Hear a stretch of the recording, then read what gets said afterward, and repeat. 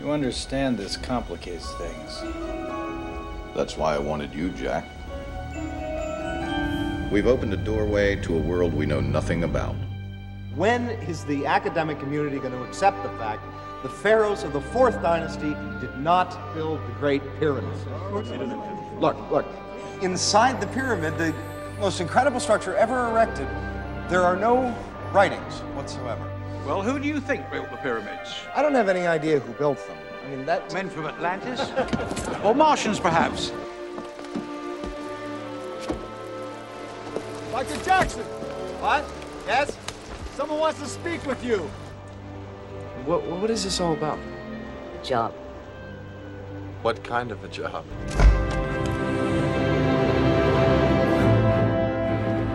Where'd you find this? Giza Plateau, 1928. I've never seen anything like this. Of course you haven't. No one has. Now there's 2 lines of hieroglyphs. It's got writing unlike we've ever found before.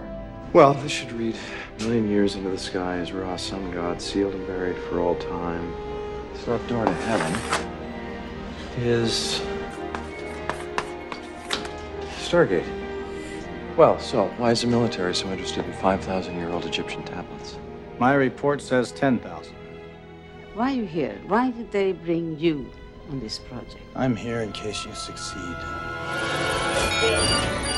Chevron 7 is locked in place.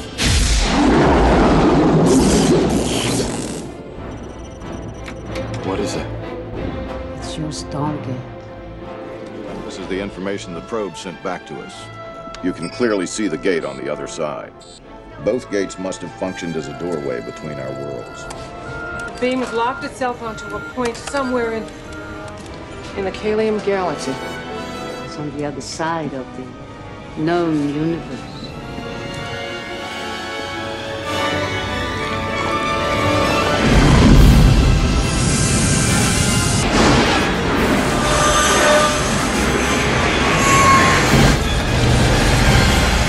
Your job here is to realign the Stargate. Can you do that or not? I can't.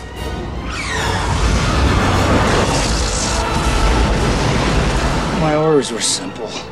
Track down signs of any possible danger. If I found any, blow up the Stargate. Well, I found some. Stay right here and shoot anything that comes down that ramp. No!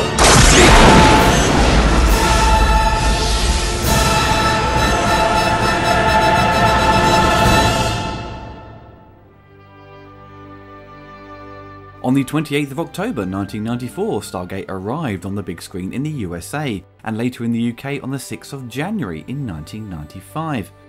Produced for $55 million and directed by German director Roland Emmerich, who had great success with Universal Soldier in 1992.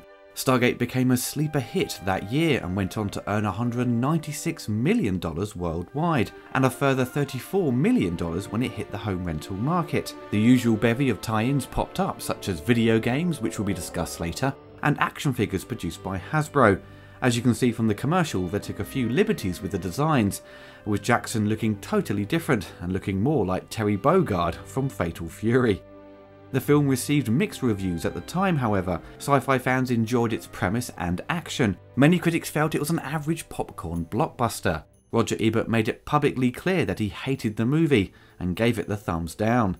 In 1996 they released the Special Edition, or say Director's Cut of Stargate, on Laserdisc and VHS, featuring roughly 10 minutes of additional footage.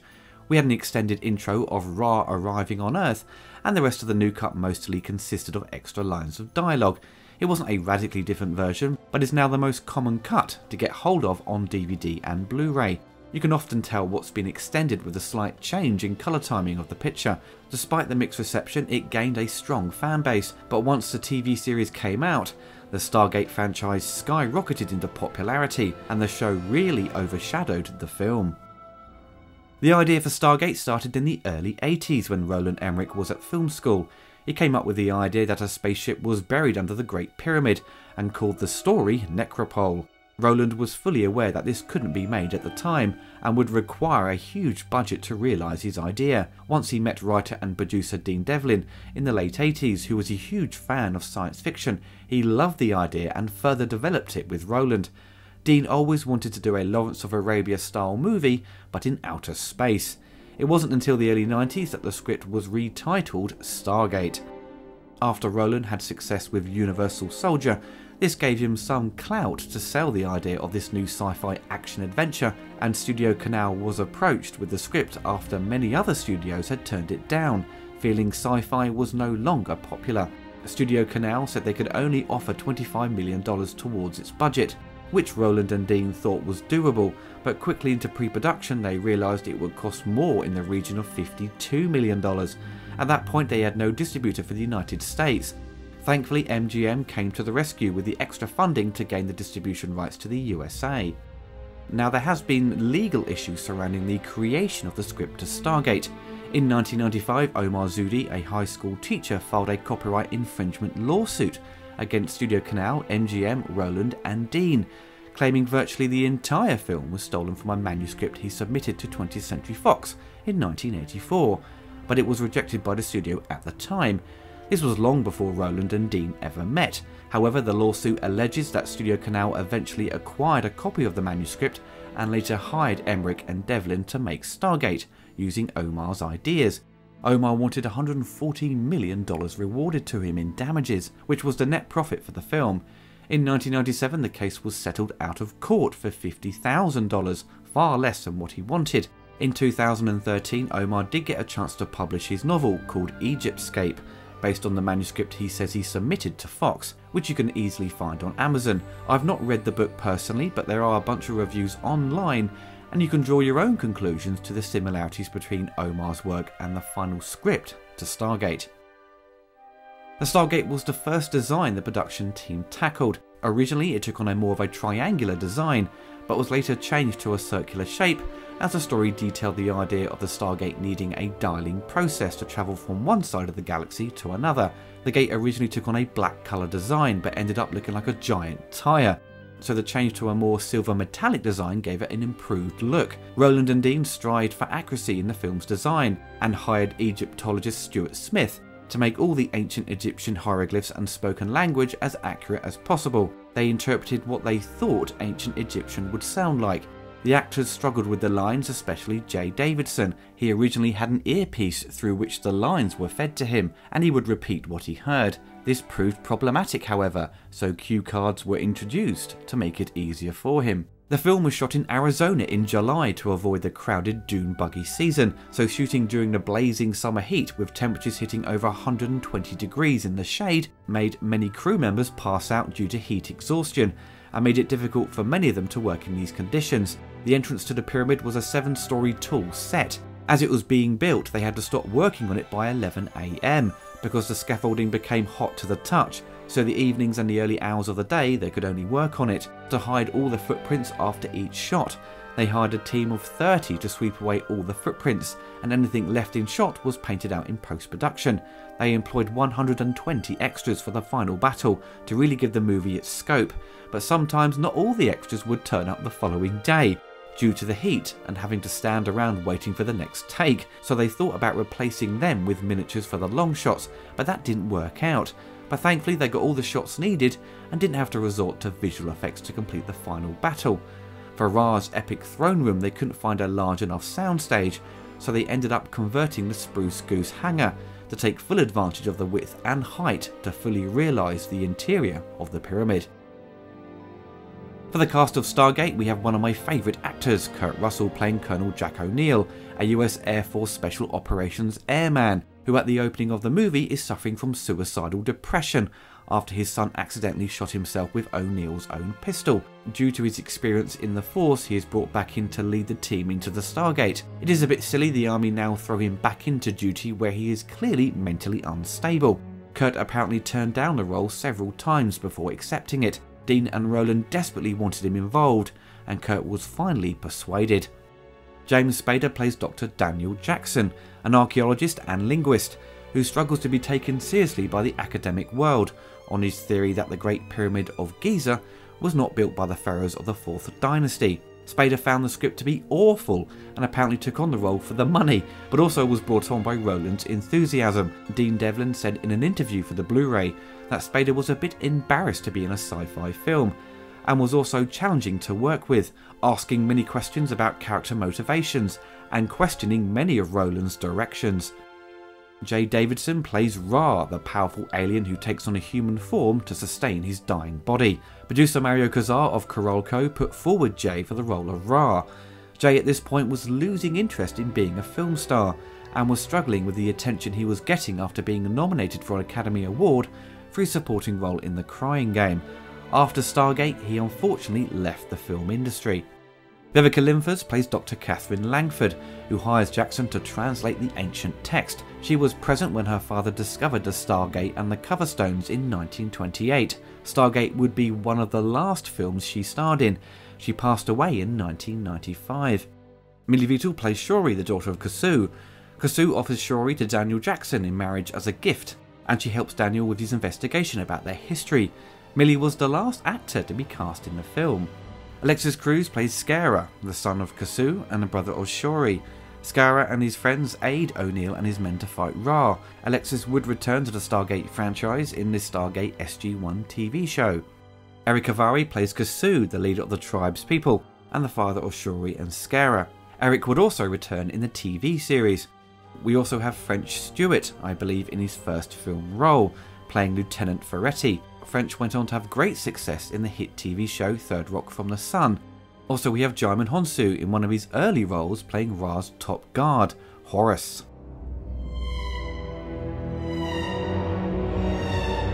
As the movie starts in the director's cut, we see the alien spaceship arrive on Earth in 8000 BC, and a beam of light takes over a young lad, and the alien uses him as a host to rule the world and live forever.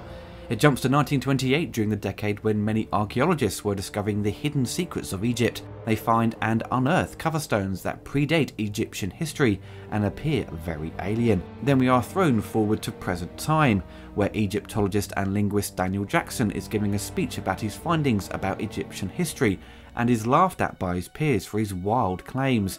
He is observed by Catherine Langford, whose father discovered the ancient cover stones in 1928. And invites him to a US Air Force installation. She wants him to translate the Egyptian hieroglyphs on the cover stones. Jackson determines that the hieroglyphs refer to a Stargate. On this revelation, Jackson is shown that the base actually has this Stargate, also discovered by Langford's father. They use Jackson's coordinates to align the Stargate's metal rings with the markings, and once all 7 are locked in, it opens up a wormhole, creating a doorway to a distant planet. Jackson joins O'Neill and his team. O'Neill has been invited to lead the mission and decide if there is any threat on the other side. They pass through the wormhole and arrive and find themselves in a pyramid-like structure. Once they exit the structure, they find a desert-like planet with 3 moons. Jackson locates the Stargate and its controls, but it lacks the coordinates to return home. O'Neill, frustrated with Jackson, orders some men to stay behind to guard the Stargate, and the rest head out to find a way to realign the Stargate. They stumble across a tribe of humans who work for their god, Ra. They mine a rare mineral, which is only available on this planet. Jackson discovers the tribe speak an ancient variation of Egyptian, and the tribe believe Jackson and his men to be representatives of Ra. The chieftain Kasu presents his daughter to Jackson as a gift. He initially refuses, but begins to warm to her, and romantic feelings begin to build between them. O'Neill befriends the teenage boy Skara and his friends, due to Skara reminding him of his long-deceased son. After doing a bit of research, Jackson discovers that Ra is an alien being who had come to Earth during the ancient Egyptian period, looking to possess human bodies to extend his own life. Ra enslaved these humans and brought some to this planet through the Stargate to mine the mineral that is used to keep him alive and power his technology. The humans on Earth got sick of Ra and revolted and buried the Stargate to prevent its use. Ra from then on forbid the humans from becoming literate, fearing that they will turn against him again. Jackson further discovers a cartouche containing 6 of the 7 symbols for the Stargate, but the 7th has been broken off, so they need to find the final symbol to get home, and have to approach the entrance to the pyramid, where Ra has returned. Stargate came out at a time when CGI was still being used in minimal amounts, and most visual effects throughout Stargate still incorporated a wealth of practical effects. We see a great use of miniatures and pyrotechnics. The long shots of the town were achieved in miniature form. The aliens' pyramid ship was originally going to be all done in miniature form, but had to be a mix of CGI, especially when it opens and takes off into space. But the interiors, as you see the pyramid open up, were done in miniatures. It's an incredible shot and looks huge in its scale. Roland wanted the gliders to look like blocky locomotives because he liked the contradiction to real vehicles that could actually fly. They did tests, but they didn't work, so by chance Ra's belt buckle took on the design of the gliders. The shots were achieved in miniature form, and they even built larger scale ones to fly past the camera to interact with the actors. If you look closely, you can see the wires holding them up. This was the first time Roland worked with Patrick Tatopoulos. Roland saw some of Patrick's concept work for Bram Stoker's Dracula, and was so impressed with his designs he invited him onto Stargate, which needed a concept artist, and Patrick jumped on board. Patrick took on more designs than he was originally hired to do, and worked for little money.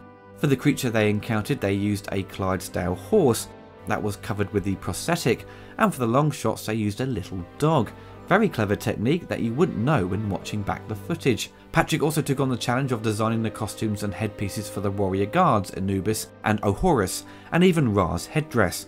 Roland was very open-minded and let Patrick push his creativity.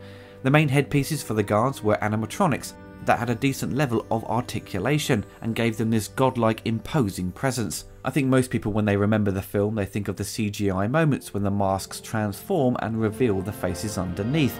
At the time this blew me away. It was the next step from what we saw previously with the morphing software that turned up in the movie Willow. Today they look a bit off with the frame rate and the blending isn't entirely perfect, but it's a cool effect nonetheless. When the Stargate opens, you have this explosion of this water-like substance. To create this push of liquid, they used an air cannon to achieve this effect. When it bounces back as it begins to slow down, it was a simple technique of stirring water, which they called the strudel effect. When it came time to pass through the gate, the actors would dip their face in water. The FX team would wave away all the air bubbles, then on cue the actor pulls their head out, and they played it backwards to get the desired effect. Early screen tests of the film did prove disappointing, and drove the effects team and director to make some changes to address the complaints. They added a glowing effect to Ra's eyes to further push that he was an alien, and originally you never saw the death of Ra and the reveal of his true form. As the bomb goes off, they included a shot of the alien reacting and then cutting to him being hit with the explosion and disintegrating in slow motion. For being 23 years old, the visual effects have stood up well over time. The miniatures are definitely a highlight for me. It doesn't go too far with CGI and uses it wisely. You do get the odd drop in resolution as you see a computer generated effect appear, which was an inherent problem in the effects at the time. Also, during the final shot of the pyramid exploding, I always thought that the plate of the planet and the background looked a bit unfinished, but aside from that, the visual effects team did a wonderful job.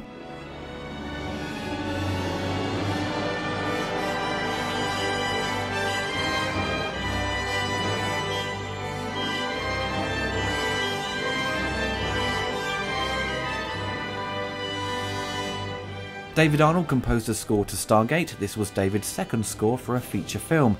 He first stepped into the motion picture arena for his good friend Danny Cannon and his 1993 low-budget movie The Young Americans. David at the time of production had recently started work in a local video store. Some trivia suggests a record store in London to keep the money rolling in, and once hired he spent several months in a hotel room working on the soundtrack to avoid any distractions. According to Arnold, when he first read the script for Stargate, he knew what approach to take, which was to be as big and bold as possible, giving the score a sense of majesty and wonder. The score is definitely one of the standout pieces of the film. It's full-on bombastic and rich with its melodies and themes. It's like hearing John Williams' style of music from the late 70s and early 80s. There's a mix of Indiana Jones and Close Encounters to it, but also the music evokes the wonderful imagery of Lawrence of Arabia and the usual epic set in the desert. The score is a wonderful piece of music and must have gained David Arnold millions of fans overnight. Once he got onto the James Bond series, he really became a big name in the industry. David, after Stargate, worked with Roland again on Independence Day and Godzilla. There are some cues that sound very familiar when you compare Stargate to Independence Day. There is a familiar style going on. The soundtrack is a great listen and perfect to have on in the background as you work or study. David's music is always a joy to listen to, and it's strange he hasn't done many big movies as of recently and focused on TV shows such as Sherlock. I'm still surprised no one has dragged him into the superhero genre. I guarantee that he would produce a great Superman score. The soundtrack arrived on CD in late 1994 by Milan Records, featuring over an hour of music. They even released the main theme as a single. The original 1994 soundtrack is easy to track down on a second-hand market, but it is a bit pricey. In 2006 there was a deluxe release that was remastered and featured an extra 10 minutes of music. The CD release is sadly out of print, but they did make this edition available on iTunes for a very affordable price. Stargate received a video game that was ported to the Super Nintendo, Mega Drive, Game Boy and Game Gear. First up we have the handheld ports, which aren't what you might expect. Usually what you get is a platformer, which we'll see with the 16-bit console versions. The Game Boy and Game Gear received an odd puzzle game. It's a bit like Columns but in a 3D perspective, as you look down at the Egyptian symbols, as you have to match them up. I'm not entirely sure why they chose this direction, but due to the success of Tetris, I'm guessing the programmers thought a puzzle-like game was best suited for handheld devices. For the 16-bit consoles we got your basic run-of-the-mill platformer, which has you control O'Neill as you make your way across the desert to battle Ra. You gain a bunch of weapons to take on the guards, and random insects that quickly become an annoyance as you make your way through it. It appears to have the same game engine as Demolition Man that arrived the year before. The Mega Drive and Super Nintendo versions are pretty much identical, with only the Super Nintendo version including an extra level as you control one of the gliders, which doesn't happen in the film. It uses the traditional Mode 7 effect, which the Mega Drive struggled to do. If it was ported to the Mega CD, then this effect would have been easily achieved. The game was pretty much panned on release, the graphics were given favourable reviews, but the controls were criticised for being sluggish, which really hindered the gameplay. Also, it didn't offer anything new than just being another movie licensed platformer. I've attempted to play it a few times and, like the critics of the time, found the controls a pain in the arse, and gave up on it pretty quickly. Roland Emmerich and Dean Devlin had sold off their rights to Stargate to MGM in the mid-90s, wanting to pursue other projects such as Independence Day. MGM had wanted them involved in their new planned TV series, but they were both unavailable, so the studio went ahead anyway with a spin-off show to the movie that picks up a year after the film's events. Stargate SG-1 premiered in 1997 and was for the most part received well, and lasted 10 seasons, totaling 214 episodes, and had a spin-off show called Atlantis, which lasted 5 seasons, and they even released direct-to-DVD movies based on the series. Now that is a lot of Stargate, which I'm afraid to say I've never seen an episode. Well, only a few for this review. It brings back Daniel Jackson, who was played by James Spader in the movie, and in the show by Michael Shanks. Richard Dean Anderson, the star of the old TV show MacGyver, plays Kurt Russell's character O'Neill. The show continues the use of the Stargate and travelling to other worlds, and it changes a lot of the mythology of the original film. With only seeing a few episodes, I can't give it a full and fair critique, and it would be unfair of me to do so. With over 200 episodes produced, don't expect me to review this show in future. For what I've seen, the production values are very good, and so are the visual effects for a TV production. It brings over the classic theme from the film and has Jerry Goldsmith's son Joel take over composing duties. It's got a very strong rating on IMDb at 8.4 out of 10, so I suppose it's worth watching if you haven't seen it before like me. There are, I'm sure, plenty of other reviews out there on the show that would explore many of the episodes and which ones to watch. As I mentioned at the beginning of the review, the popularity of Stargate has really been thanks to the TV series. If they never did a spin-off show, I think the movie and its legacy would have been forgotten about, and it would have been this throwaway action sci-fi film from the mid-90s, and that would have been it. If there wasn't a show, it would be me now saying, look at this hidden gem from the mid-90s we all forgot about. There has been talk of a sequel to Stargate for a number of years, due to the success of the TV show, and MGM have wanted to get Dean Devlin and Roland Emmerich back in the creative process and direction. Roland and Dean were apparently never a fan of the TV series, but were happy with its success, and their intention for the sequel was to have it set 12 years later, and would reunite Spader and Russell, but the goal now is to reboot the series and produce a trilogy. But with the sequel to Independence Day being a box office bomb and getting slammed by the critics, the third in that series is seeming less likely to happen. Could this affect the plan to reboot Stargate? Time will tell, but I don't see anything happening for the next few years. Stargate was never a movie I saw in a cinema, which was odd because I was of an age to go to the cinema with my friends and didn't need to drag my parents along. I saw a bunch of movies back in early 1995 when the film hit the UK, and Stargate just seemed to pass me by until I rented it on VHS. As a young teen, I found the film to be enjoyable and liked the mix of aliens and Egyptian history. It was an interesting aspect to the movie's premise, but the film never really stuck with me, and I didn't often revisit it over the years, and got it quite late into its release on DVD. Roland Emmerich's real success came with Independence Day, which was one of the most popular films of 1996, and when you put Stargate and ID4 next to each other, there is a lot of comparisons. They both exhibit very similar characters and plot structures. Stargate and its script feel like the general building blocks to what we got with Independence Day. ID4, however, felt like a more refined attempt at a big blockbuster. Over the years, I had started to notice Stargate was getting better reviews. Its reviews at the time weren't certainly favourable, but as kids and teenagers have grown up on it, they still to this day as adults enjoy the movie. It still seems to have a fan base thanks largely to the TV show, which has kept an interest in the franchise. Since upgrading my old crusty DVD copy to a Blu-ray, I've gone back to it a couple of times, and I don't think my appreciation of the film has increased or even decreased.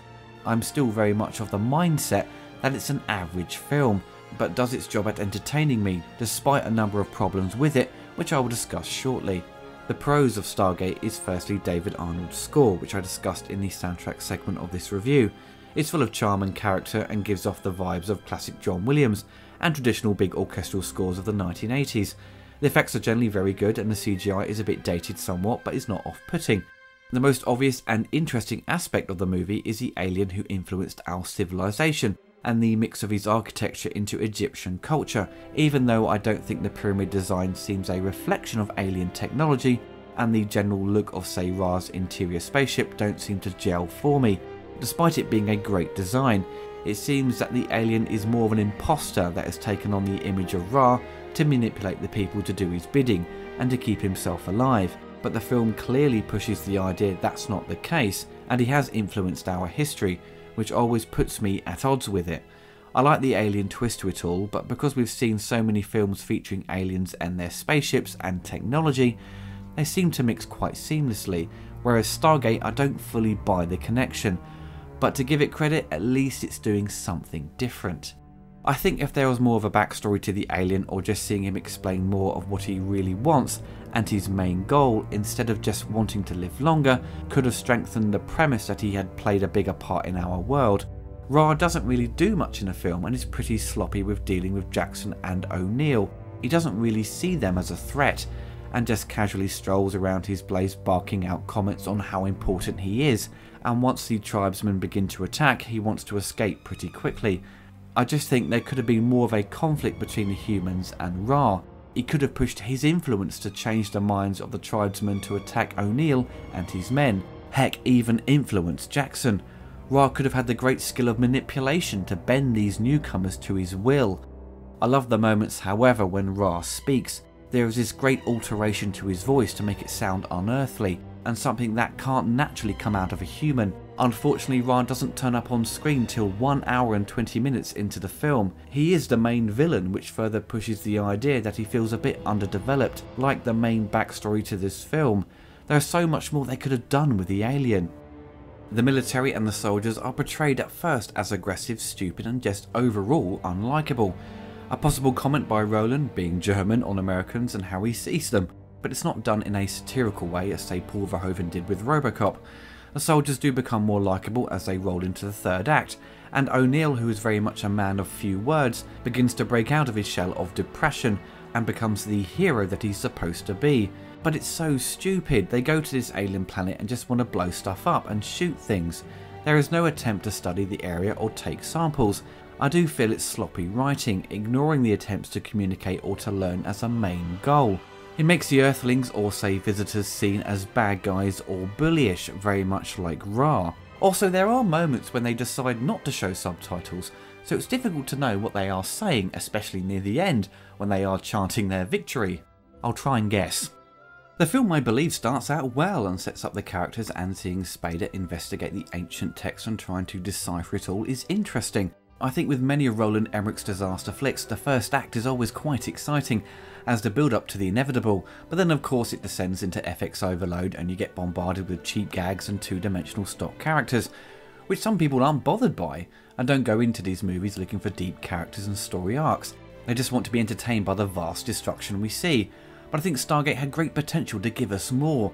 There is so much more to explore and expand upon. I think if the research and strive to educate and develop deeper into the alien history came first, and the action-eccentric direction came second, then I think it would have, in my eyes, be seen as something more special. Granted, there are only a couple of action scenes in it, but with those big gaps there isn't really much going on. There are dumps of exposition to educate us on the basics of the mythology of the alien and his influence, but it's the middle act is where it sags for me, with O'Neill being a man of few words, and quite frankly he's a very dry and dull character. Kurt is best when he's playing an egotist or loudmouth, such as his roles in Big Trouble and Tango and Cash. So we are left with Jackson to really hold the film and deliver most of the dialogue. Spader does do a great job, but we are left with him just making discoveries and trying his best to communicate with the locals. There needed to be more interaction between Jackson and O'Neill, but sadly there isn't any chemistry, making their screen time together a bit forgettable. The love interest of Shuri and Jackson is totally shoehorned in. It's just so lazily implemented. It's your generic stock romantic storyline we've seen so many times before, and he decides to stay there after a few days and is now apparently in love with her. This only happens in the movies, folks. This review may sound like a list of negatives, but it's a movie that I feel has many problems that we've seen time and time again in Roland's subsequent movies. There is great potential there to take full advantage of this alien influence that created our civilization, no matter how silly and bonkers it may sound. On a technical level and in terms of design, I think the movie really excels. The look of Ra and the interior of his spaceship is extremely detailed and looks grand. I love the look of the movie and just the whole visual aesthetic. The production values are there on screen, and there is a lot of talented people bringing this movie to life. This film is not awful or unwatchable, it's just an average sci-fi movie that is hindered by a largely unremarkable screenplay. I for one would happily see a remake if it's done right, and gives us a strong backstory and characters that are interesting and compelling.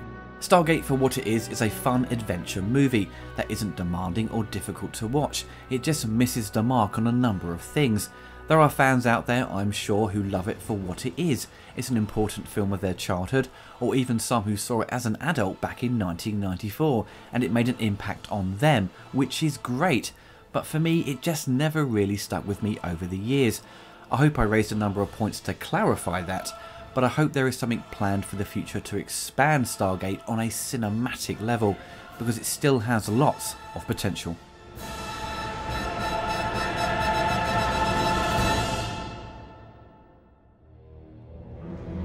I mean, look at this. It says, a traveler from distant stars escaped from a dying world looking for a way to extend his own life. His body decaying and weak, he couldn't prevent his own demise. Apparently his whole species was becoming extinct.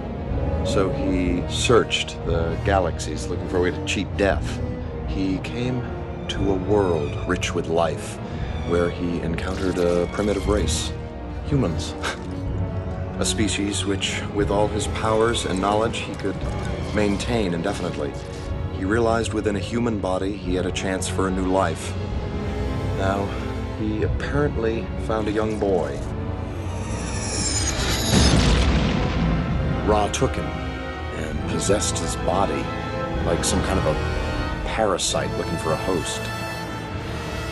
And inhabiting this human form, he appointed himself ruler.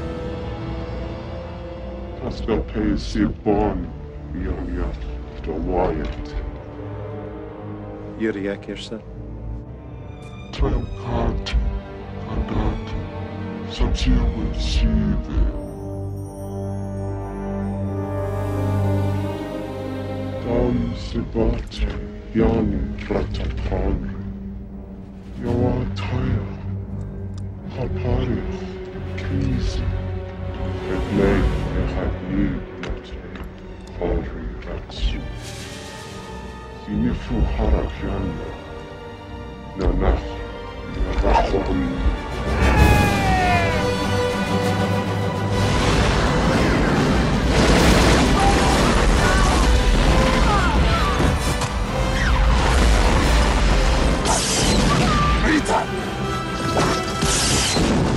Well, your bomb is his.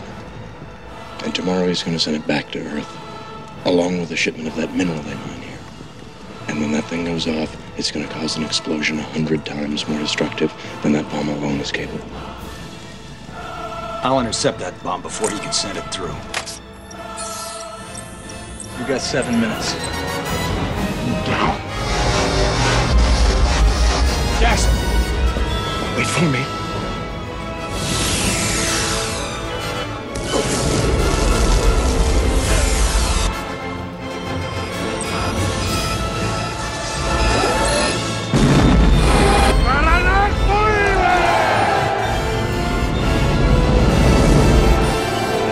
Seeing you around.